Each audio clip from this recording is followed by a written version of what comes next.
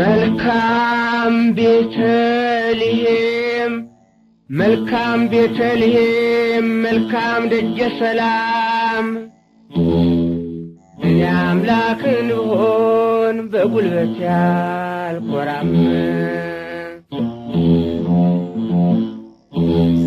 በገናን ስናነሳ ሁልጊዜም በአእምሮአችን ውስጥ የሚመጣው ቅዱስ ዳዊት ነው።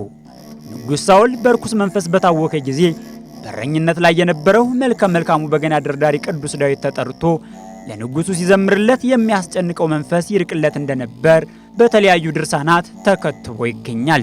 እኔ ማነው ብዬ እኔ ደሃ መስሎኝ እርቃኑን ባየው የጌታ ልጅ ኖሯል የተሰቀለው የተገረፈው። በገና በቀደምት ዕብራውያንና ኢትዮጵያውያን ዘንድ እግዚአብሔር በዜማ የሚመሰገንበት ሃይማኖታዊና ሰማያዊ እንዲሁም ትውፊታዊ የዜማ መሳሪያ ሲሆን ለመንፈሳዊ መዝሙር ብቻ የምንጠቀምበት በመሆኑ ደርዳሪዎችን ወደ መንፈሳዊ ሕይወት የሚመራ ነው። ታዲያ ይህ መንፈሳዊ የዜማ መሳሪያ ኢትዮጵያ ውስጥ እንዴት ሊገኝ ቻለ ለሚሉ ጥያቄዎች ሁለት አይነት ሳቢዎች እንዳሉ ይጠቀሳል። በገና በዓለመ መላእክት ስለሚደረደር እግዚአብሔር የሰጠን የዜማ መሳሪያ እንደሆነና የአንድ ሀገር ውስንነት የማይዘው የማይገድበው እንደሆነ ይታወቃል ማለት ነው። ያ ማለት ምን ማለት ነው? ራዕየ ዮሐንስ ላይ እንደምናውቀው መላእክት በገናን እንደሚደረድሩ ያለ ድምፅ ሰማሁ ይላል። ስለዚህ ያ ማለት በገናን መላእክት ከደረደሩ ያ በገና የአንድ ሀገር ወይም የአንድ ብሔር ብቻ ሆኖ የሚቀር አይደለም ማለት ነው። በገና እንግዲህ ዓለመ መላእክት ምስጋና ተጀምሯል። ምስጋና በዓለመ መላእክት ተጀምሮ እንግዲህ በዛም ያሉት 24ቱ ካህናተ ሰማይ በገናን ይደረድሩ እንደነበረ አሁንም እየደረደሩ እንደሆነ ይታወቃል። እንደገና 7ቱ ሊቃነ መላእክት መለከት ሲነፉም ይታያል እዛ ላይ ማለት ነው። ስለዚህ በገና በሰማይ መለከትም የዜማ ዕቃዎች አሉ ማለት ነው እና በዘፍጥረት 4:21 ላይ ደግሞ ዮባል በገናና መለከትን ለሚይዙ አባት ነበር ይላል ሲያያዝ። ለዚህ በሰማይም አገልግሎት የሚሰጥ የዜማ ዕቃ ነው ማለት ነው። እንግዲህ ኢትዮጵያ የአዳምን ሃይማኖት ይዛ በሕገ ልቦና እግዚአብሔርን ስታመልክ፣ በሕገ ኦሪትም እግዚአብሔርን ስታመልክ፣ አሁንም በሕገ ወንጌል እግዚአብሔርን እያመለከች ያለች ሀገር ናት። ስለዚህ ቀደምት እግዚአብሔርን ከሚያመልኩ ሀገሮች አንዷ ኢትዮጵያ ስለነበረች በገና ኢትዮጵያ ውስጥ ይኖራል ተብሎ ይታመናል። አንደኛው። ሁለተኛው ደግሞ ቀዳማዊ ምኒልክ ንግሥት ሳባ የሶሎሞንን ጥበብ ለማየት ወደ ኢየሩሳሌም በሄደች ጊዜ ከንጉሥ ሶሎሞን የጸነሰችው ቀዳማዊ ምኒልክ ኢትዮጵያ ተወልዶ አድጎ አባቱን ለማየት ወደ ኢየሩሳሌም በሄደ ጊዜ በፈቃደ እግዚአብሔር ታቦተ ጽዮን ከነሙሉ ክብሯ እንግዲህ ክብረ ነገሥት የሚለው መጽሐፍ ነገረው። ታቦተ ጽዮን ከነሙሉ ክብሯ ነው ወደ ኢትዮጵያ በፈቃደ እግዚአብሔር ነው የመጣችው። እኛ የምንጠቀምበት በገና ብለን የምንጠራውን ባለ 10 አውታር የሆነውን ቅዱስ ዳዊት ልበ አምላክ የተባለው የደረደረው ነው። ብዙ ሺህ ዓመት ከ5800 ዓመት በላይ የቆየ መሳሪያ ነው። በዚህ ሁሉ ጊዜ ውስጥ ሲቆይ ሳይለወጥ ሳይቀየር ከትውልድ ትውልድ እየተላለፈ የመጣ ነው። በገናን ከነትውፊቱና ሃይማኖታዊ ክብሩ ጠብቆ ከማቆየት አንጻር የኢትዮጵያ ኦርቶዶክስ ተዋሕዶ ቤተክርስቲያን ድርሻ የጎላ መሆኑም ተጠቅሷል። ሀገር በቀል ጥበባት ላይ ከፍተኛ አስተዋጽኦ አላት። የሚያኮራ ስኬትም አለን። ብዙዎቹ ድርጊቶቻችን በዓለም ላይ ይታወቁልናል። ግን የሚያሳዝነው የዜማ መሳሪያዎቻችን በዓለም ላይ አይታወቁ። በመሆኑም ይህንን ጥንታዊ የዜማ መሳሪያ ከትውልድ ወደ ትውልድ እንዲሸጋገር ሊቃውንተ ቤተ ክርስቲያን ዘመን የማይሽረው ሥራ የሰሩ ሲሆን በዋናነትም መልአከ ብርሃን አድማሱ ጀንበሬ ለበገና ዝማሬ የሚስማሙ ግጥሞችን ያሳተሙ ሲሆን መጋቢ ስብሐት ዓለምዋጋ፣ ዘማሪ ደምሴ ደስታ፣ ዘማሪ ዘርፉ ደምሴ፣ መምህር ሲሳይ ደምሴ፣ መምህር አቤል ተስፋዬና ሌሎችም ተጠቃሽ ናቸው። ትምህርቱን ለማስፋፋት ከፍተኛ ጥረት ያደረገው ማኅበረ ቅዱሳንና የቤተ ክርስቲያን ደርዳሪዎች ይህንን የተከበረና የተቀደሰ የቤተ ክርስቲያን የዜማ መሳሪያ ከመጥፋት ታድገውታል። እዚህ ደርሷል። ትምህርቱም ተስፋፍቷል። አስተማሪዎቹም በዝተዋል። የበገና መደርደር መማር ብቻ ሳይሆን በገናውንም መስራት ተጀምሯል። በገናውንም መስራት ብቻ ሳይሆን አውታሮቹንም ሁሉ መስራት ተጀምሯል። ስራም ተስፋፍቷል። ይህ ማለት በገናው የበለጠ እየታወቀ እየተስፋፋ እየሄደ ነው ማለት ነው።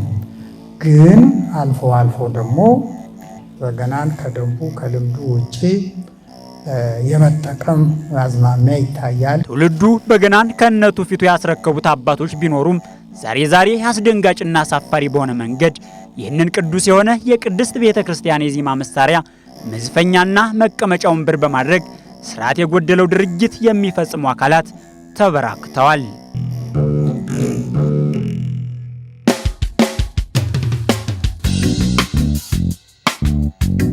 ይህ ሁሉ ሲሆን ለምንና እንዴት ተደረገ ብሎ የሚጠይቅ መንፈሳዊ ተቋም አለያም ኦርቶዶክሳዊ ግለሰብ አለመኖሩ አጥፊዎችን የልብ የሰጣቸው ይመስላል። ከዛም በተጨማሪ የግል ነፃነታቸውን በመጠቀም ያለ ቤተ ክርስቲያን ፍቃድ በየግላቸው በገና ትምህርት ቤት የሚከፍቱ በገናን የሚሰሩና ዕውቀትና ምግባር ሳይኖራቸው የሚያስተምሩ መምህራን መበራከታቸው በገናን ያላከበሩና ዕውቀት የሌላቸው ደርዳሪያንን እንድናፈራ አድርጎናል። በገና አድጓል ለማለት ምንም ጥርጥር የለውም፣ አድጓል። ለማደጉም ምሳሌው ያው የመጀመሪያው ነገር በቁጥር ነው። በቁጥር የበገና ደርዳሪያን፣ የበገና አምራቾች፣ የበገና መምህራን ቁጥር ያው በዝቷል። እኛ በነበርንበት ወቅት 10 የማይሞሉ ሰዎች ነው የነበሩት የዛሬ 15 ዓመት አካባቢ። አሁን ደግሞ እልፍ ሆኗል። ያንን ስንል ግን ያው ብዛት ሲመጣ ጥራት አጠያቂ ሆኖ ይመጣል። ያንን ደግሞ ለመቆጣጠር ወይም ደግሞ ለመገደብ የምናደርጋቸው ነገሮች አሉ። ከምናደርጋቸው መካከል የተቋማት ትስስር አለንና ያ የተቋማት ትስስር ምንድነው? በተለይ በግል ተቋቁመው በውጪ እየሰለጠኑ ወይም ደግሞ ስልጠና እየሰጡ ያሉ ተቋማት አሉ። ከነዛ መካከል የተወሰኑ 4 ተቋማት ምንሆን እየተገናኘን የትምህርት አሰጣጣችን፣ የትምህርት ጥራት፣ የተማሪ ጥራት፣ የዜማ መሳሪያ ጥራት ላይ ብዙ ጊዜ እንወያያለን፣ እንነጋገራለን።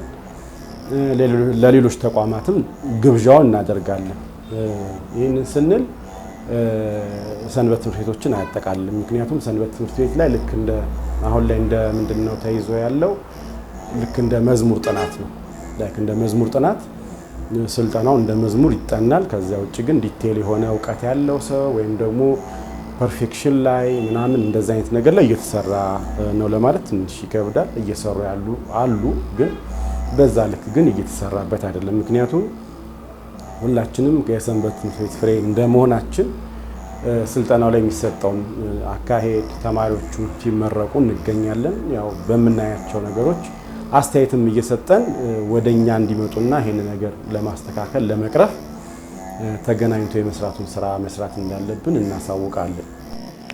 እየጠፋ የነበረ ጥበብ ነው ተብሎ ከመጠራት አልፎ ዛሬ በርካታ ተቋማት፣ ማሰልጠኛ ተቋማት፣ ሰልጣኞች፣ አሰልጣኞች፣ ትምህርት ቤቶች የበዙበት ጊዜ ነውና ይሄ በራሱ ከተደራሽነት አንጻር ስንመለከተው መልካም የሚባል ደረጃ ላይ ደርሷል ማለት ይቻላል።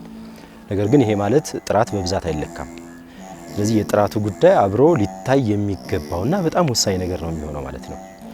እንግዲህ በአሁኑ ዘመን ቁጥራችን በሺዎች የሚቆጠር ነው። በሺዎች ብቻ አይደለም፣ በ10 ሺዎች የሚቆጠር ነው የበገና ደርዳሪ ቁጥር እንደምናውቀው።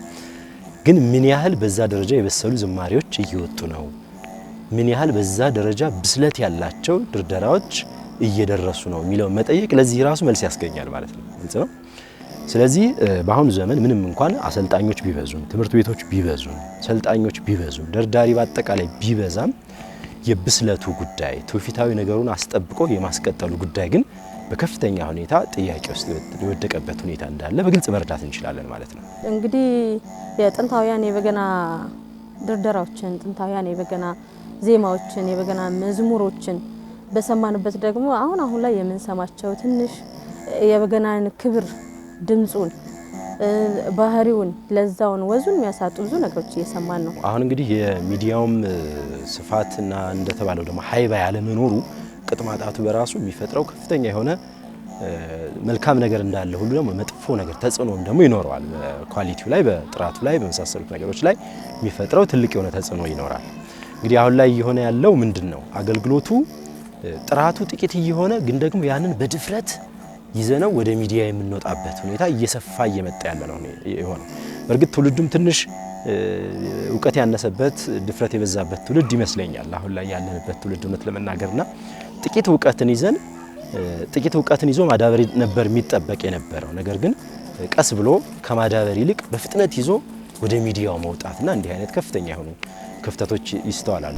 በገናን ያው እንኳን ሌሎቹ እኔም ገና እየተማርኩት ያለሁት የዜማ መሳሪያ ነው። ምክንያቱም ከአመት አመት ከዘመን ዘመን የዛሬ አመት የዘመርኩትን መዝሙር ዛሬ ስዘምረው እንደ አዲስ ነው የሚሆንብኝ። ያ ማለት ምን ማለት ነው? በገና እለት እለት የሚማሩት ነገር ነው ማለት ነው። ስለዚህ በተለይ እነኚህ ብዙ ጊዜ ትንሽ ጊዜ አጭር ወር፣ የ2 ወር፣ የ3 ወር ትምህርት ሰልጥነው በገናን ይማራሉ፣ ይይዛሉ፣ በገና ይገዛሉ። ከዛ ወደ ሶሻል ሚዲያው የመውጣት አክሰሱ ሊሚት ስለሌለው ያ እንደዚህ አይነት ነገር ይኖራል እና ያንን ነገር በተቻለ መጠን እንደው ካደራ ጭምር እንደው በተቻለ መጠን እንደው በደንብ ይዘውት በደንብ አውቀውት በደንብ ተምረው መምህራኖቻቸውን አስገምግመው አሳይተው አባታችን የሚለውን መዝሙር እንኳን እንዴት አድርጎ መዘመር እንዳለበት እኔ ገና እስካሁን አልገባኝ እውነት ለመናገር እና በጣም ብዙ ነገር አለው በገና ምስጢሩ ሰፊ ነው። ስለዚህ በተቻለ መጠን ይህንን ነገር ሰፋ አድርጎ በደንብ አይቶ የህይወት ትምህርት ነው በገና ባጭሩ። እኔ እድሜ ዘመኔን የምማረው የማውቀው ነገር ነውና በተቻለ መጠን የሆነ ደረጃ ላይ ሳይደረስ እንደው ሚዲያ ላይ ባይወጣ እንደው እውነት ለመናገር እናንተስ ሚዲያ ላይ የወጣችሁ ታውቃችሁት ነው ወይ የሚለው ነገር ቢመጣ እኛም ከነዛ መካከል አንዱ ልንሆን እንችላለን። ምክንያቱም እንደው ሳይገባን ነው እግዚአብሔር እዚህ ጋር ያቆመንና እኛ ከዛ ተሽለን ሳይሆን በተቻለ መጠን እግዚአብሔርን በጸሎት ጠይቆ እንደገና ደግሞ በአካል መቼም ይሄ ቴክኒካል ነገር ስለሆነ የቅኝቱን ጠይቆ አውቆ ተረድቶ በደንብ ስልጠናውን ወስዶ ዘለግ ያለ ስልጠና በትንሹ 1 አመት ይፈጃል። በገና ትንሽ ለመረዳት በመጠኑ ለመረዳት 1 አመት አብሮ ማሳለፍ። ስልጠናው 3 ወር ሊሆን ይችላል አናውቅም። ግን ከበገና ጋር በትንሹ 1 አመት አንድ ሰው እየደረደረ እየቃኘ እያየ እየተዋሃደ መቆየት አለበት የሚል እይታ አለ። ያንን ነገር ሳያደርጉ አንዳንድ ሰዎች ከበገና ጋር ቶሎ በአንድ ወራቸው ወጥተው ላይቭ የሚገቡ ሰዎች አሉ። እናያለን፣ ብዙ ነገር እናያለን።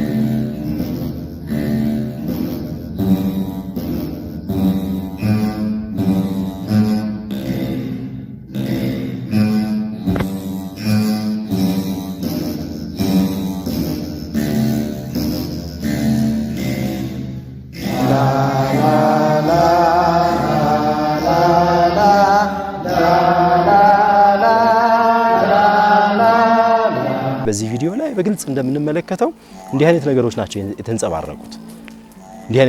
የተንጸባረቁት። የበገናውን መሰረታዊ የሚባሉ ኤሌመንቶች አልጠበቅናቸውም። አሁን ትልቁ ችግር እሱ ነው። ምንድናቸው ውስጡ ያሉት መሰረታዊ ኤሌመንቶች በገና ውስጥ? አንደኛው ቅኝት ነው። አንድ ሰው ቅኝት በትክክል ሳይቃኝ በገና ይደረድራል ማለት ማይሆን ነገር ነው። ምክንያቱም መሰረቱ እሱ ስለሆነ ነው። አንዱ እሱ ነው። ስለዚህ ቅኝት በአግባቡ ያለ መቃኘት ከፍተኛ የሆነ ችግር አለ። ሜጀሩ የተለያየ ነው። በተለይ ደግሞ በህብረት ሲደረደር አሁን ላይ ያለው የድርደራ ስልት እንደምንመለከተው ከግል ይልቅ ወደ ህብረት ድርደራ እያመዘነ ያለበት ሁኔታ አለ። በእንዲህ አይነት ድርደራ ውስጥ ከፍተኛ ጥንቃቄ የሚጠይቀው ነገር ምንድነው? የሚቃኙት በገናዎች በሙሉ ተመሳሳይ መነሻ ኪ እንዲኖራቸው ይጠበቃል። ይሄ አልሆነም። በእነዚህ ቪዲዮዎች ውስጥ የምንመለከተው አንዱ ችግር እሱ ነው። ሁለተኛ ደግሞ ዜማው በራሱ በከፍተኛ ሁኔታ የሚጎተትበት ሁኔታ አለ።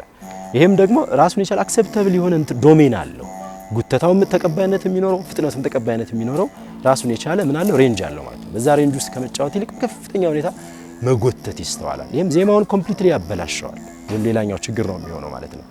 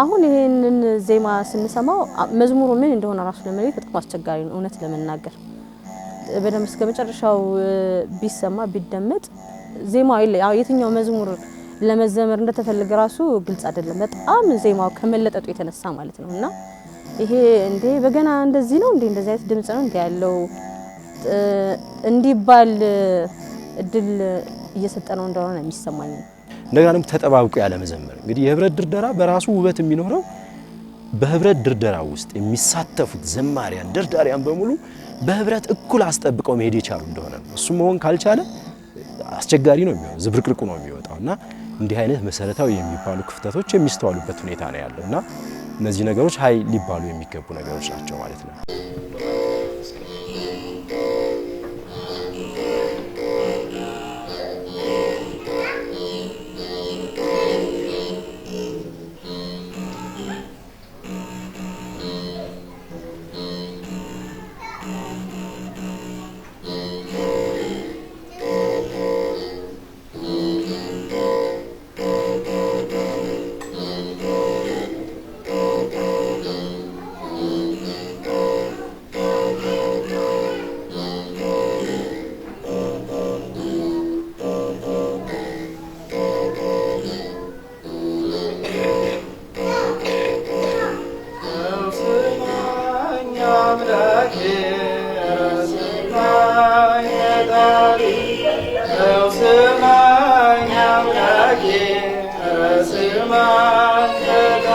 ያው ብዙ ጊዜ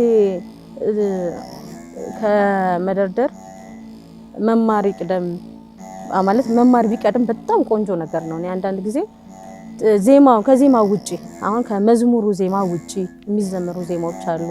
በገናው ሳይቃኝ አሁን የበገና በባህሪው በራሱ እርጋታ ይፈልጋል። ትክክል ነው። ድምጽ ልስልስ ያለ ቆንጆ አድርጎ መዘመርን ይፈልጋል። ግን አሁን የምንሰማው አንደኛ ከበገናው ድምጽ ውጪ ድምጻችን ድምጽ እየወጣ የሚሰማበት ሁኔታ አለ።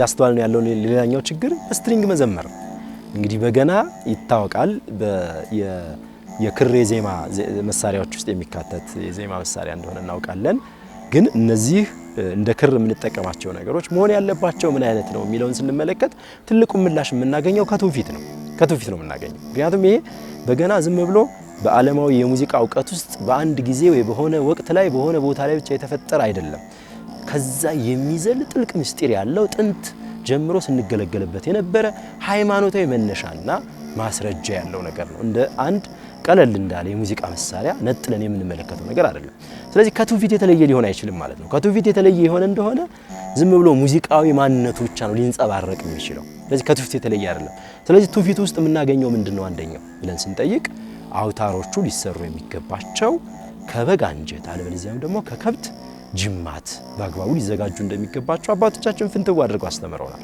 አሁን ላይ ግን የምናስተውላቸው ነገሮች ምንድነው ከስትሪንግ ሌሎች አይነት ስትሪንግ ፕላስቲክ አይነት ስትሪንጎች በፋብሪካ ውስጥ ፕሮሰስ የተደረጉ ስትሪንጎች ተጠቅሞ ይበልጥ የማድረግ ነገር እንዲህ እንደ ክራር አይነት መሰል የሆኑ አውታሮችን የመጠቀም ነገር በሰፊው እየተንጸባረቀ ይመጣል ይሄም ከትውፊት ያወጣናል ብዙ አይጠቅመንም አሁን እኮ ጥያቄው እኮ ያውታርም ቁጥር አይደለም ያውታርም መቀየርም አይደለም በዘመናዊ ነገር በመቀየሩ አይደለም ይሄ እንዳልሆነ እኮ የና አቡነ ኪሮስ ገድል በግልጽ አስቀምጦልናል ይሄ በግልጽ አይተናል በአንዲት አውታር መደርደር እንደሚቻል ያውም በልብስ ራፊ መደርደር እንደሚቻል በግልጽ በቤተክርስቲያን ባሉ ቅዱሳት መጻሕፍት በአዋልድ በድርሳናት ላይ ሁሉ የተመለከትንበት ሁኔታ አለ ስለዚህ ከአውታር ቁጥርም አይደለም ከአውታር አይነትና ጥራትም አይደለም ይሄን ስንል ዘመኑን ለመዋጀት ተብሎ በፋብሪካ ፕሮሰስ በሚደረጉ ነገሮች ዘመን አመጣሽ ነገሮች የመቀየሩ ነገር የተሻለ ነገር ሊሰጠን እንደማይችል ይልቁንም ከትውፊት ሊያወጣን እንደሚችል ጠንቅቆ መርዳት ያስፈልጋል ማለት ነው በቀደምት ደርዳሪዎች የተሰሩ መዝሙሮች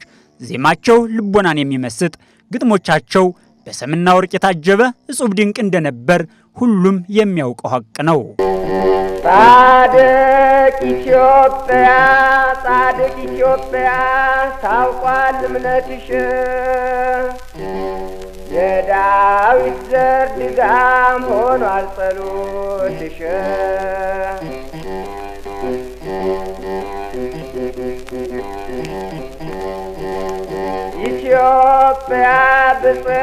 ኢትዮጵያ ብጽዕት ጸሎት ያርግልሻል እየደረሰልሽ ይኸው ያሳይሻል ከቶ አይቀርም ሞቱን ምንም ቢታክቱ ከቶ አይቀርም ሞቱን ምንም ቢታክቱን ምን ቢሰነብቱ ሞት ፊደል ተምሮን ያነባል ስንል ከቶ አይቀርም ሞቱ ሞት ፊደል ተምሮን ያነባል ስንል እንኳን ሊያነብናን ገና ያግዛል ከቶ አይቀርም ሞቱ አዲስ ቤት ስትሰሩ ባለ ጉልላት ማዘን ጨምሮበት እንዲሰነብት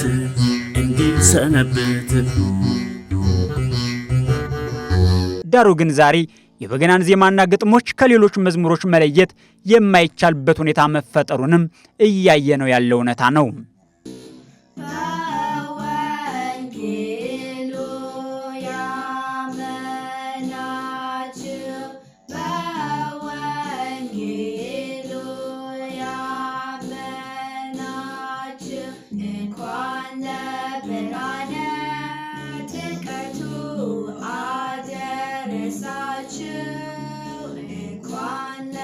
Birane, Timketu, Ade. እንግዲህ በዚህ አካሄዳችን የት ነው ልንደርስ የምንችለው ብለን ያልን እንደሆነ የሆነ ጊዜ ላይ ወደፊት በገናን ከክራር የተለየ ማንነት ልናጣበት እንችላለን። ይሄ መታሰብ አለበት። እያንዳንዱ ደርዳሪ በትልቅ አጽናኦት ሊወስደው ይገባል ብዬ ማስበው ይሄንን ነው። ያስፈራኛል አንዳንዴ ሳስበው፣ የእውነት በጣም ሳስበው ያስፈራኛልና አካሄዳችን ጥንቃቄ የሚያስፈልገው ይመስለኛል። እንደው ያገኘነው መዝሙር ሁሉ የከበሮውንም የክራሩንም የምኑንም እያነሳን በበገና በግድ ካልዘመርን ብለን ያልን እንደሆነ ቅድም እንዳልኩት በገና ከሌሎች የዜማ መሳሪያዎች የተለየ ማንነት እናጣበታለን በጊዜ ሂደት። በገና ሰዎችን ከህመም የሚፈውስ መረጋጋትና ጽሞናን የሚሰጥ እንዲሁም ወደ መንፈሳዊ ሕይወት የሚመራ እንደመሆኑ በገና ደርዳሪዎች፣ አስተማሪዎችና በገና ሰሪዎች የበገናን ክብር በመጠበቅ በክብሩም እነርሱ እንዲከብሩበት መሆን ይገባዋል። አንድ በገና ደርዳሪ የመጀመሪያው ራሱን ነው መስራት ያለበት። ራሱን ከሰራ በኋላ እንግዲህ በንስሐ መስራት ማለት በንስሐ ራሱን ካጸዳ በኋላ በስጋው ደግሞ ከታጠበ በኋላ ለአገልግሎት የሚሆነውን ተሳትፎ እንደዛ ቢጀምር ጥሩ ነው። አለበለዚያ ማንኛውም ዘማሪ በተለይ ንስሐ ሳይገቡ ስጋው ደግሞ ሳይቀበሉ ወደ አገልግሎት መግባት በጣም ከባድ አደጋ ነው። ለምን ያን መስፈርት ማሟላት፣ ማንኛውም ፕሮፌሽን የራሱ መስፈርት አለው፣ መግቢያ መስፈርት እና በክርስቲያና ደግሞ ስለ ሁሉም አገልግሎት አንድ ሰው በንስሐ የጸዳ በስጋው ደግሞ የታተመ ምስጢራተ ቤተክርስቲያን የሚሳተፍ በቅዳሴ ስርዓቷ የሚኖር የማያስቀድስ ክርስቲያን እንዴት ሆኖ አገልጋይ ሊሆን ይችላል?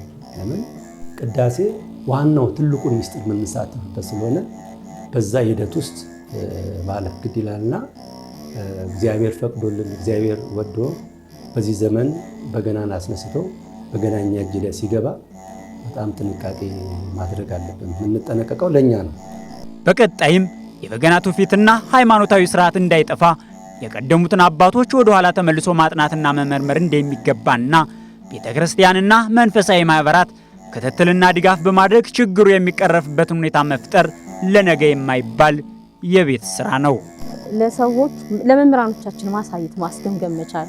ይሄ መዝሙር እንዴት ነው ሚዲያ ላይ ብዙ ሰው ቢያየው ለበገናው የሚመጥን ነው ወይ ብሎ ማሳየት ቢያንስ በትንሹ በጣም የተሻለ ነው። በጣም ብዙ ታላላቅ መምህራኖች አሉ፣ በጣም ብዙ ሊገመግሙ ሊያዩልን የሚችሉ ሰዎች አሉና ለነሱ አስገምግመን ብናቀርበው በጣም የተሻለ ነው።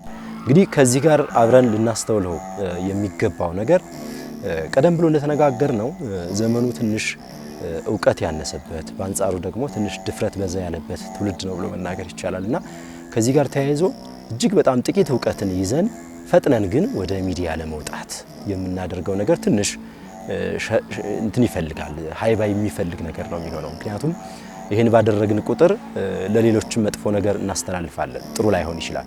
በእርግጥ የሰው ልጅ ዝማሬ የአንድ በገና ደርዳሪ ዝማሬ በአምላክ ፊት ስንመለከተው ሚዛኑ በአምላክ ፊት ሲሆን ተቀባይነት ያለው ሊሆን ይችል ይሆናል። እሱ ላይ ፍርድ መስጠት አንችልም፣ እኛ ስልጣኑም የለንም እውቀቱም የለንም። ነገር ግን በሰዎች ዘንድ የምናስተላልፈው መልእክት ምንድነው የሚለው ግን ማስተዋል ያስፈልጋል። በተቻለ መጠን ለአገልግሎት የምናቀርባቸው ዝማሬዎች እንደው ትውፊቱን የጠበቁ ለሰው ጥሩ ነገር ሊያስተላልፉ የሚችሉ መሆን አለባቸው እንጂ ትውፊቱን የሚቃረኑ ለሰው ጥሩ ነገር የማይሰጡ የተበላሸ ነገርን ሊያንጸባርቁ የሚችሉ መሆን የለባቸው። ይሄ እኮ መስዋዕት ነው። ዝማሬው በራሱ እኮ መስዋዕት ነው አይደለም እንዴ? መስዋዕት ስንሰዋ ደግሞ የተበላሸውን መርጠን የተሻለውን መርጠን እጅግ ተጨንቀን ልክ እንዳቤል መስዋዕት እንዲሆንልን ማለት ነው ተጨንቀን ልናቀርብ የሚገባ ነገር ነውና ይዘን የምንቀርባቸው ነገሮች በድፍረት የተሞሉ እንዳይሆኑ በየሚዲያው አሁን እንግዲህ ዩቲዩብ ልቅ ነው፣ ፌስቡክ ልቅ ነው፣ የተለያዩ ማህበራዊ ሚዲያዎች በዚህ ዘመን ልቅ ናቸው።